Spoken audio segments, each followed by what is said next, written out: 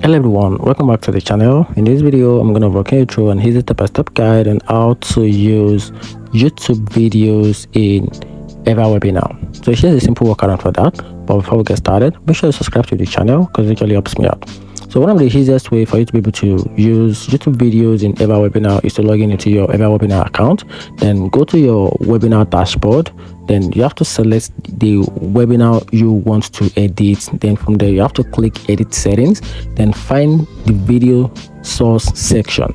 So choose YouTube has your video source, then paste your YouTube video URL into the box. So how do you get your video YouTube video URL? Just go to your YouTube channel or any YouTube video you want to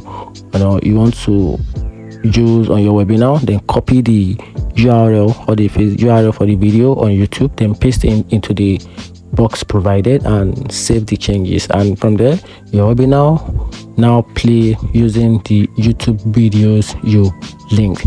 And that's it. Hope you find the video helpful. Turn on the notification button and subscribe for more guide.